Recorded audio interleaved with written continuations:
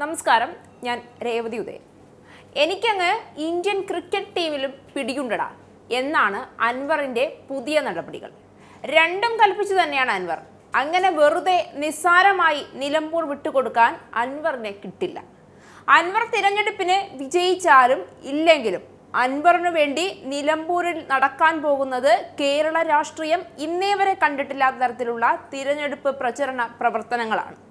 ആദ്യമേ തന്നെ അൻവർ കോൺഗ്രസിന് പിന്തുണ പ്രഖ്യാപിച്ചപ്പോൾ താനൊന്ന് ഉറക്കെ വിളിച്ചാൽ സാക്ഷാൽ മമതാ ബാനർജി തന്നെ നേരിട്ട് തനിക്ക് വേണ്ടി കേരളത്തിന്റെ മണ്ണിൽ കാലുകുത്തുമെന്ന് അൻവർ പ്രഖ്യാപിച്ചിരുന്നതാണ്.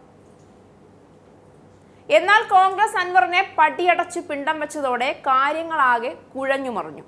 ഒറ്റയ്ക്ക് പോരാടാനുറച്ച് അൻവർ മുന്നോട്ട് പോയപ്പോൾ കേരളത്തിൽ തൃണമൂലിന് മത്സരിക്കാനുള്ള സാധ്യതകളെല്ലാം അടച്ചുകൊണ്ട് തിരഞ്ഞെടുപ്പ് കമ്മീഷൻ കടക്ക് പുറത്തെന്ന് യാതൊരു ദയവുമില്ലാതെ അൻവറിനോട് പറഞ്ഞു.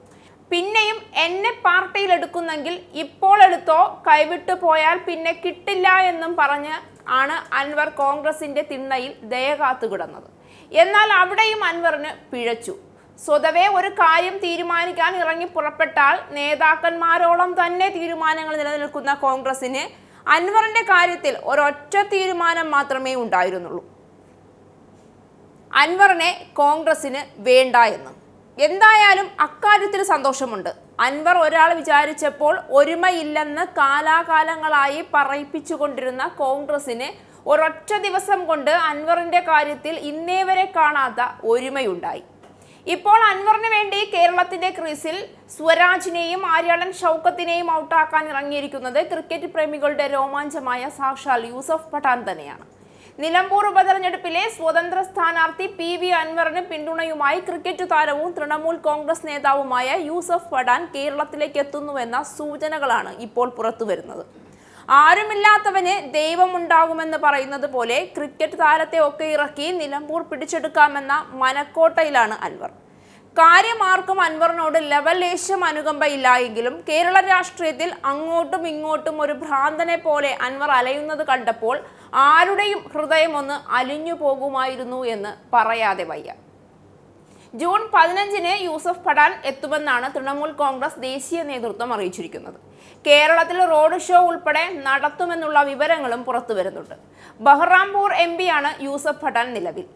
കോൺഗ്രസിന്റെ ലോക്സഭാ കക്ഷി നേതാവായിരുന്ന അധീർ രഞ്ജൻ ചൗധരിയെ പരാജയപ്പെടുത്തിയാണ് യൂസഫ് പഠാൻ MP ആയത്. അതേസമയം തൃണമൂൽ MP മഹുവ മൊയ്ത്ര വിവാഹ തിരക്കുകൾ കാരണം നിലമ്പൂരിലേക്ക് എത്തുന്നില്ല എന്നാണ് വിവരം. ഇനി അൻവറിനു വേണ്ടി നിലമ്പൂരിൽ വീട് വീടാന്തരം വോട്ട് ചോദിച്ച് ഇനി ആരൊക്കെ വരുമെന്ന് കണ്ടറിയാം. തോൽക്കുമെന്ന് ഉറപ്പുള്ള ഒരു യുദ്ധത്തിനാണ് അൻവർ ഒരുങ്ങുന്നത് എങ്കിലും അതിന്റെ നടത്തിപ്പിന് യാതൊരു കുറവും വരുത്താൻ അൻവർ തയ്യാറല്ല എന്നുറപ്പാണ്. ഇനി മമത തിരഞ്ഞെടുപ്പ് പ്രചരണങ്ങൾ കൊഴുക്കുമ്പോൾ നിലമ്പൂരിലെത്താനുള്ള സാധ്യതകൾ പോലും തള്ളിക്കളയാൻ കഴിയില്ല.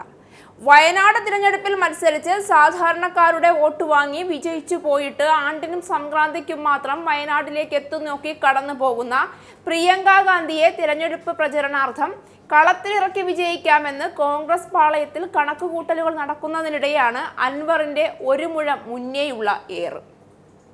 നിലമ്പൂരിൽ ക്രിക്കറ്റ് കളിക്കാരും ആക്ഷൻ ഹീറോകളും ഒക്കെ കൂടി വൻപിച്ച തിരഞ്ഞെടുപ്പ് പ്രചരണമാണ് നടത്താൻ പോകുന്നത്. നിയമസഭാ തിരഞ്ഞെടുപ്പ് നടക്കുമ്പോൾ പോലും കേരളത്തിൽ മൊത്തം കാണാൻ കഴിയാത്ത അത്രയും വലിയ ആകാംക്ഷയാണ് നേതാക്കന്മാർക്കും അണികൾക്കും കാഴ്ചക്കാർക്കും പോലും. കേരളത്തിന്റെ അടുത്ത ഭരണയന്ത്രം തിരിക്കുന്ന കൈകൾ ആരുടേത് എന്ന് ഉറപ്പാക്കുന്ന തിരഞ്ഞെടുപ്പാണ് നിലമ്പൂരിൽ നടക്കാൻ പോകുന്നത് എന്ന് എല്ലാ രാഷ്ട്രീയ പാർട്ടികളും ഒന്നടങ്കം വിശ്വസിക്കുന്ന സാഹചര്യത്തിൽ മത്സരം കൂടുതൽ കനക്കുമെന്ന് ഉറപ്പാണ്.